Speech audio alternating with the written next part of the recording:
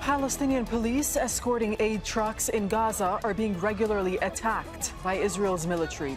And that's as tens of thousands of people are starving in the Strip and civil order is breaking down.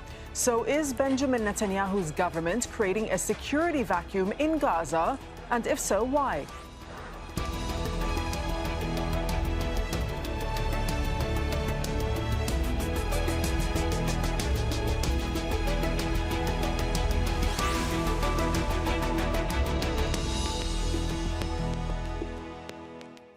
Hello and welcome to the program. I'm Dareen Abughaida. The Biden administration says Palestinian police trying to help deliver aid to Gaza are being targeted by Israel's military.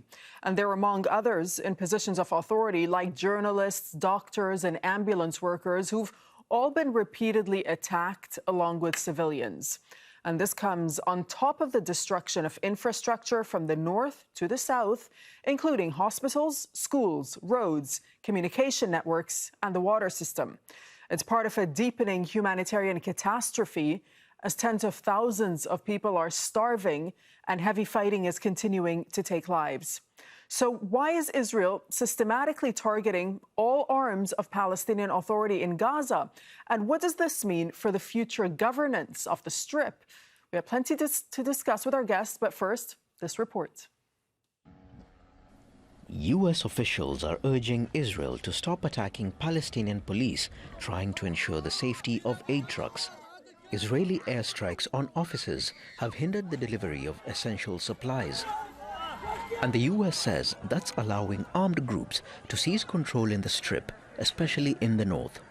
This has caused the number of aid trucks entering Gaza to reduce significantly and has led to more Palestinians being forced from their homes or shelters and widespread starvation. The situation is tough, rough and difficult anywhere in Gaza Strip. The whole Palestinian people suffer too much. We all suffer. The world mocks us and gives us a can of beans. The Palestinian people can't afford to buy anything. One onion costs 3 shekels. We have never seen that before. Some families have been all killed in one go, and their names will never be there in the records. This is not fair. I am 73 years old, and I have never been in such a miserable situation. I've seen so many wars, but this is the worst. I've never witnessed anything like this starvation. We used to suffer a lot, but not like this. On Thursday, Israeli aircraft bombed buildings belonging to Palestinian police in the middle of a crowded market in the Jabalia refugee camp in the north. U.S. officials say at least 11 police officers in Rafah have been killed in Israeli airstrikes in recent weeks. Vital infrastructure, including hospitals, schools, roads, and the water system have also been hit, worsening the humanitarian crisis. Israeli officials say they have drafted plans to enable aid to get into Gaza, such as by cooperating with local groups that oppose Hamas. But it's unclear whether these proposals that include the opening of a new crossing in northern Gaza will be implemented in the near future. And any role for the international community in the future governance of the territory is also uncertain. Felix Nyawara, Inside Story.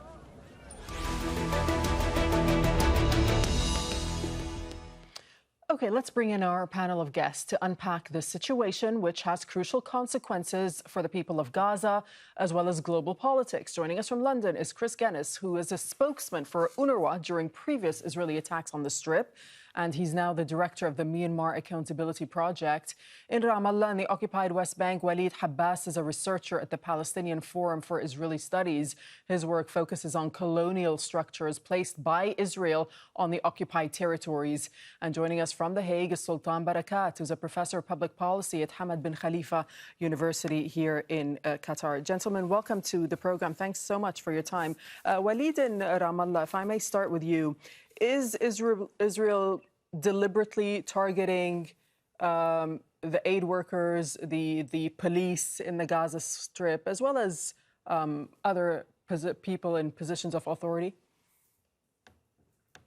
Yes, for sure. intentionally Israel is targeting everything. I wanted to say that the day after plan, which Netanyahu introduced days before, includes what Israel doesn't want from Gaza and does not include what it wants exactly.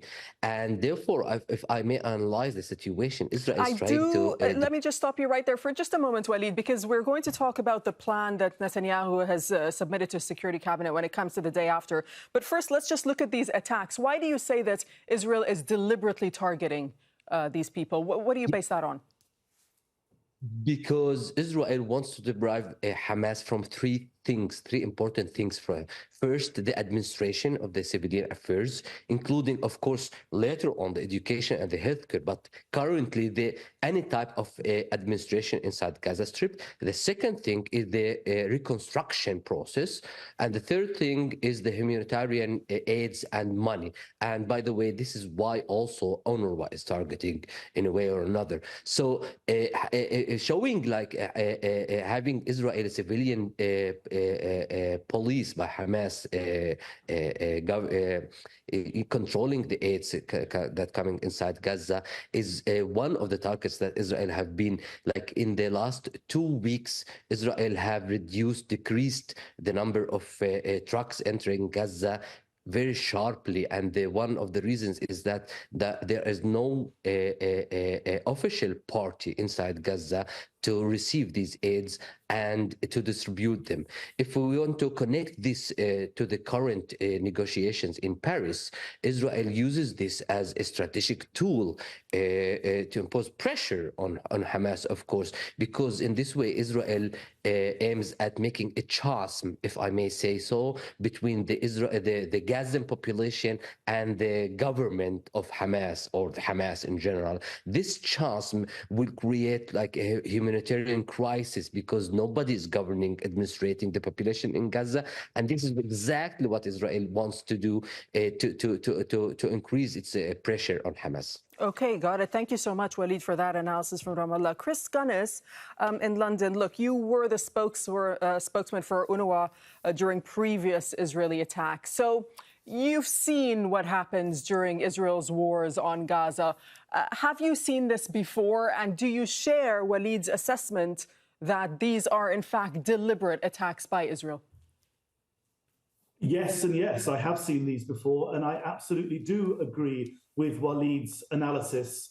Isn't it interesting, though, that Joe Biden, who gave a green light to Mr. Netanyahu for his war aim to completely destroy Hamas, is now realizing what we all knew in the first place, which is that ultimately Hamas will be necessary. Hamas will be necessary in the short term for the delivery of humanitarian aid. Hamas is more than just a vicious organization that kills Israelis, which is how it's portrayed in the West. Hamas is a political movement, and it's very clear that in order to deliver aid in the short term, the structures, the social structures, the medical structures, the other structures, the education structures are going to be necessary in the short term, in the medium term, and in the long term when it comes to discussing the reconstruction of Gaza. The idea that Hamas should be completely destroyed is absolutely self-defeating if ultimately what you're interested in is rebuilding Gaza and preparing the people there for participation in a two-state solution or whatever kind of state solution. And isn't it also interesting that as well as Biden giving a green light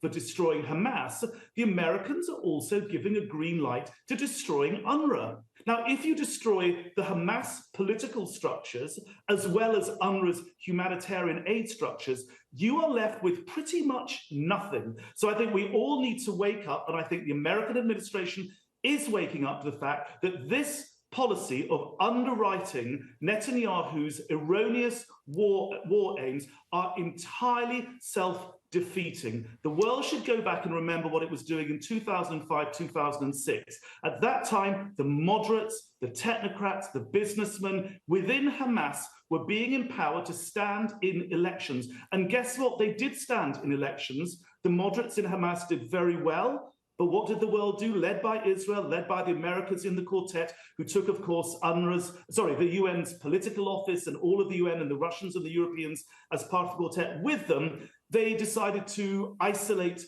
and effectively to destroy Hamas. We've heard this play before, it leads nowhere. We need to give start us a sense, empowering them.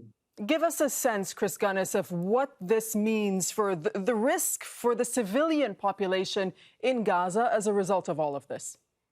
It's a very good question you raise, and the risks are immeasurable. Here we have 2.3 million people actually experiencing the beginnings of starvation. Starvation is a long-term, slow-motion massacre, and it has started. So the UN has already said, the senior-most humanitarian in the UN has said that 400,000 people are actually starving now. So if this policy is allowed to continue, attacking Hamas, destroying the Hamas aid workers, destroying UNRWA, the consequences will be absolutely apocalyptic, and history will judge these Western leaders very harshly, which is why I say UNRWA needs to be refunded immediately. Destroying Hamas, destroying UNRWA will lead to absolute catastrophe. It will backfire on the West. Gaza is being radicalized. Gaza is being bombed back to the Stone Age. The people there have suffered enough. It's time for a complete policy rethink. And I hope that what we're seeing from the Biden administration in these latest comments is the beginning of that policy rethink, and certainly the realization that allowing Netanyahu to press on with this war aim of defeating Hamas is absolutely erroneous. It's self-defeating. It must be rethought immediately because the people of Gaza have suffered enough. Okay, let's bring in Sultan Barakat. Speaking of Biden, Chris Gunness was just mentioning President Biden, Sultan. So his administration has reportedly asked Israel to stop targeting members of the civilian police force who escort aid trucks in Gaza, and apparently warning that a total breakdown of law and order is significantly exacerbating the humanitarian crisis in the enclave. What do you make of this response by the American administration? I mean, do they have to come out and say something at this point while at the same time continuing to arm the Israelis? How does this make sense? They've been coming out and saying all sorts of things over the last few weeks while continuing to arm the Israelis. And clearly Israel does not take much of what they say into consideration. The idea I think the Americans are putting forward is central around a revitalized Palestinian Authority. And they have now called again for the two-state as the ultimate solution for the conflict between Israel and Palestine, as did many nations. I think Netanyahu is mistaken to think that now he can dictate on the Palestinians and the rest of the world what the future of Gaza would look like. It's a big miscalculation because of the mobilization that has happened in opinions, in courts, all over the world. People are not, I think will find it very difficult to accept what he's putting forward. His idea is to continue occupation, but without calling it occupation, without being accountable for it as an occupation. He's calling for Israel continuing to have full security control, not only in Gaza, but also in the West Bank. So he's reversing whatever small achievements have been made with the Oslo Agreement. He's talking about full control from the river to the sea. And within that, he would like the Palestinians to go back to the tribal days, where he would selectively appoint civil leaders, tribal leaders, who will then carry the aid on behalf of the population, manage their daily affairs and so on. And that is totally unrealistic. And in fact, it could backfire big way because the absence of order, as was explained earlier by Chris and Walid, is actually not a threat only for the Palestinians, but it's also a threat for the very security of Israel. So the best way, I think, moving forward is Israel has got to accept that occupation must come to an end. A two-state solution is not something that they can reject unilaterally, and they don't have the right to deprive the Palestinians of self-determination. If they don't want to occupy according to the international law, then they have to step back a little bit and allow the international community to take on its responsibility. And from that point, I think the international community has really run out of options short of international protection. And given the number of people that have been killed, we're now edging on 30,000 people directly killed through this war. International protection is the only way forward. and it has to come under Chapter 7, where Palestinians are protected not only in Gaza, but also in the West Bank, to allow them the space to come up with this revitalized government or state. Right. And this will take time.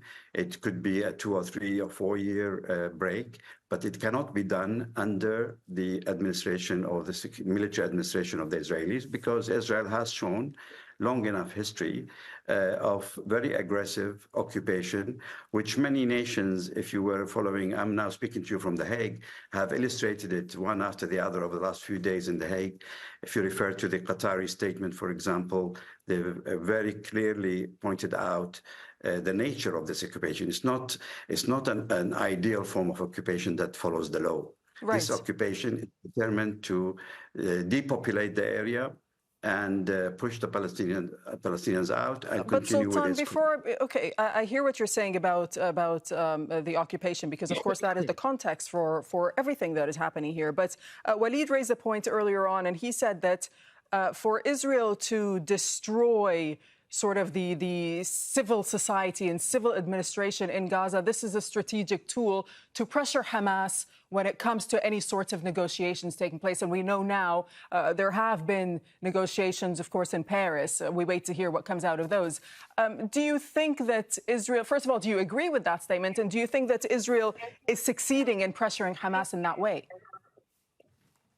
I mean, what can they do more than killing 30,000 people, destroying the whole of Gaza? I don't think it's about just pressuring Hamas, although it may have some impact. It's really about making sure that the whole population is mobile. They want the Palestinians to be in a mobile form where they can be pushed anywhere at any time. They push them from north to the middle of Gaza, to the south of Gaza. There are talks about arrangements between them and Egypt to temporarily push them into Sinai and then allow them back after Israel has secured the area.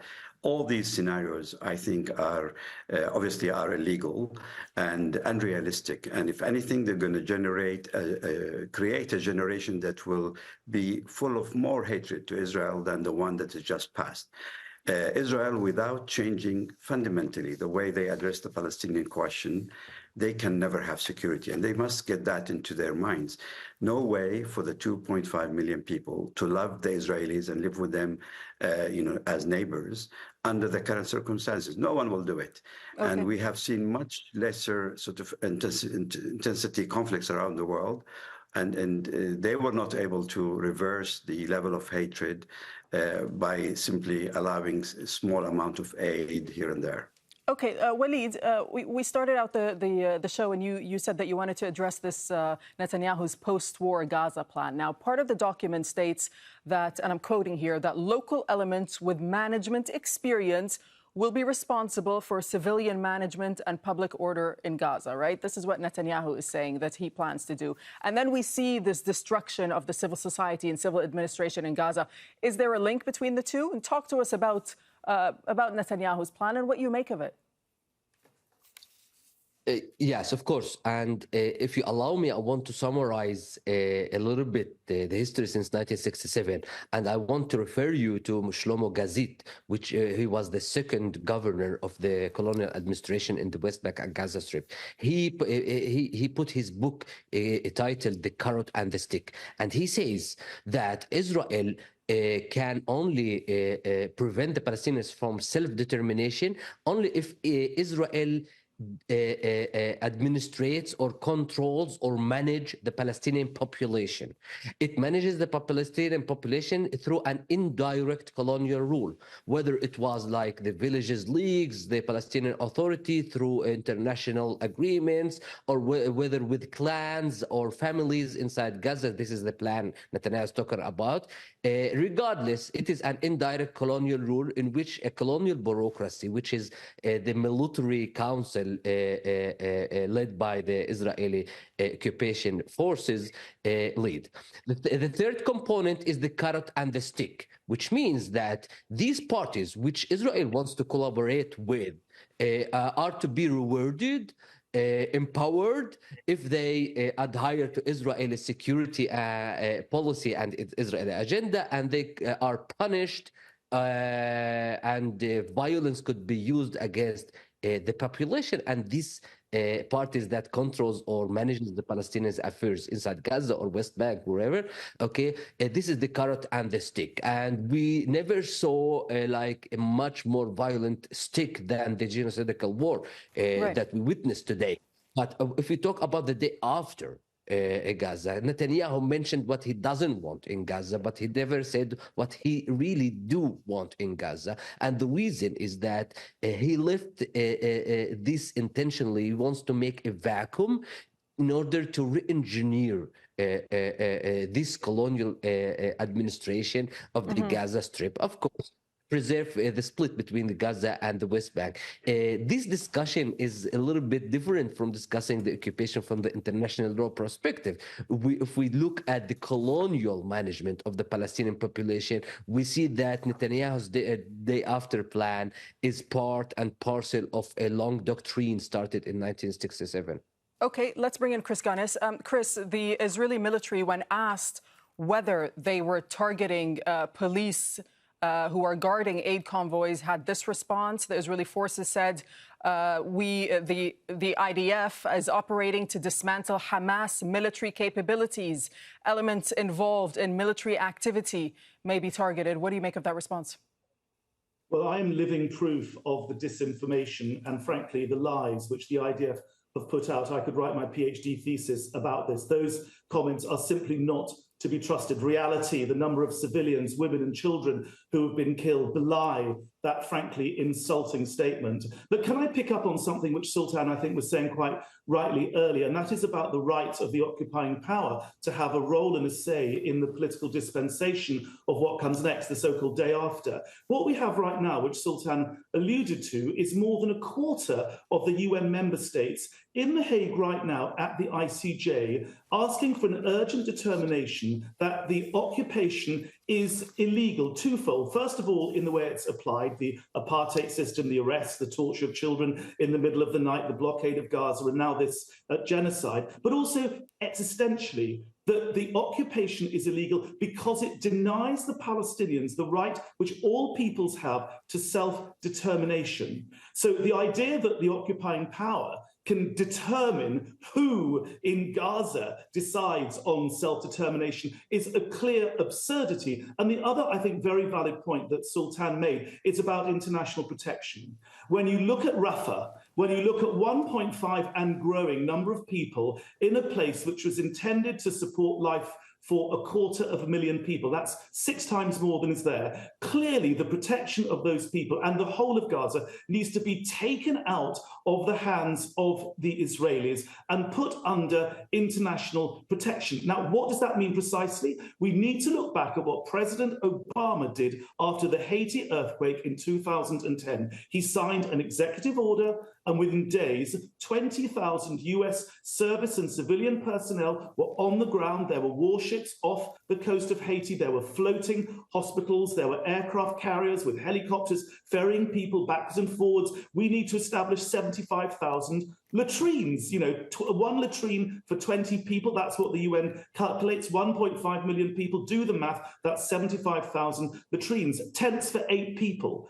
How many tents is that? We need a huge mobilization of a global humanitarian effort, probably led by America, but others need to join in. And that needs to be mobilized immediately such that the plight of 1.5 million people does not deteriorate to the point where a catastrophe turns into an apocalypse. Okay, let's get Sultan to elaborate on this point of international protection. Sultan, how do you get there? And, Chris Gunness is saying that you need America to kind of spearhead this. That's, one would say, highly unlikely, isn't it? Well, at the moment, it's probably difficult given that the United States is in elections year, and that's something that Netanyahu understands very well. But I feel that the issue has now gone beyond the hands of the United States and even the Permanent Five. Although there is an attempt by the United Kingdom and others to circumvent the discussion in The Hague to bring back the issue of the Palestinian, the occupation of Palestine to the Security Council, knowing 100% that it's been there for 75 years and nothing happened. The rest of the world is waking up. And I think Gaza coming so close to Ukraine and the contrast it has developed when you compare the two cases has given the rest of the world, particularly the global south, an incredible amount of energy to stand up to all sorts of injustices. What we saw South Africa doing in The Hague is not it's not an easy task for a country like South Africa to take Israel, knowing exactly who's behind it, to take them to court. But it has really started to worken up the humanity of the majority of the population, including large numbers of the populations within those dominating countries. So I would be really surprised. I don't think we can really go back to the before 7 of October arrangement that the Israelis can simply assume they will dictate on the rest of the world what can happen. Particularly, I mean, they need to look at it from their security perspective, not only the security of Israel, but the security of all of us from a wave that we dread to think about in terms of terrorism. What the Israelis have fed through the killing, the relentless killing of the Palestinians, they have fed a huge, anger around the world that can easily translate into terrorist movements that will probably be much worse than we saw around the 9/11 and the years after. Right. So it is in the interest of everyone to start thinking collectively as to how to diffuse the situation on humanitarian basis, but also on security basis, and also on developmental basis. You know, when we talk about the reconstruction... Let me just jump. Pardon, I do apologize, but just for the sake of time, we just have 1 minute remaining, and I see that Walid wants to jump in there. Walid, final thoughts for you? Sure. Yes, I wanted to say that regardless of our position from Hamas, everybody, all the Palestinians think that it is the right to use revolutionary violence against the occupation power. But regardless of the position of Hamas, it is ethically the role of Hamas to govern Gaza Strip in the day after, because it was the government responsible of 2.5 million Palestinians, and she holds all the files and she holds everything in Gaza. So it is part of destroying the Gazan population if we want to move this administration suddenly to any other party. Right. And it is also the role of the Arab countries, the Arab regimes that surrounding Gaza, to contribute once and forever to end this humanitarian in Gaza Strip. Okay, thank you so much. We'll have to leave it there. Thank you for joining us. Thanks to all my guests, Chris Gunness, Walid Habbas and Sultan Barakat. Thanks for watching. You can see the program again anytime by visiting our website, aljazeera.com. For further discussion, you can go to our Facebook page. That's facebook.com/AJ Inside Story. Join the conversation on X as well. Our handle is AJ Inside Story. From myself and the whole team here in Doha, thanks for watching, and bye-bye for now.